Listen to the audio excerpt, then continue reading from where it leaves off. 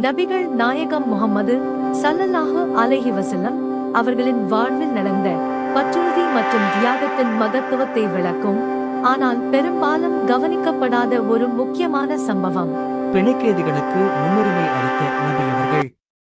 இந்தச் சம்பவம் பத்ர் போருக்குப் பிறகு நடந்தது. முஸ்லிம்கள் இந்த போரில் வெற்றி பெற்றாலும் அவர்களுக்கு சொந்தமான பல பொருட்கள் கொள்ளையடிக்கப்பட்டன. அதே நேரத்தில் குறைஷி தலைவர்கள் உட்பட பலர் பிணைக் கைதிகளாக பிடிக்கப்பட்டனர். பத்ர் போருக்குப் பிறகு முஸ்லிம்கள் பொருளாதார ரீதியாக மிகவும் சிரமப்பட்டுக் கொண்டிருந்தார்கள். நபிகள் நாயகம் ஸல்லல்லாஹு அலைஹி வஸல்லம் அவர்களும் தங்கள் குடும்பத்திற்காக போதுமான உணவு மற்றும் ஆடை இல்லாமல் வறுமையில் இருந்தார்கள்.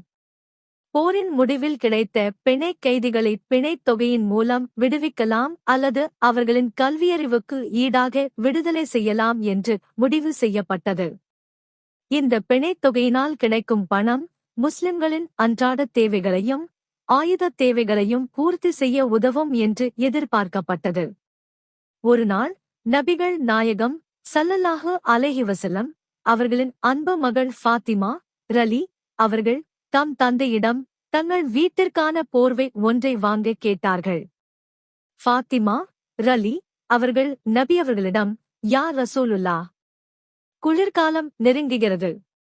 எங்களுடைய வீட்டில் குழந்தைகளைப் போர்த்துவதற்கு ஒரு போர்வை கூட இல்லை. அதனால் நீங்கள் பிணைத் தொகையின் மூலம் கிடைக்கும் பணத்தில் ஒரு போர்வையை மட்டும் வாங்கித் தர முடியுமா என்று பணிவுடன் கேட்டார்கள். இந்தக் கோரிக்கை மிகவும் சிறியது. நபி அவர்களால் உடனடியாக ஒரு போர்வையை வாங்கிக் கொடுத்திருக்க முடியும்.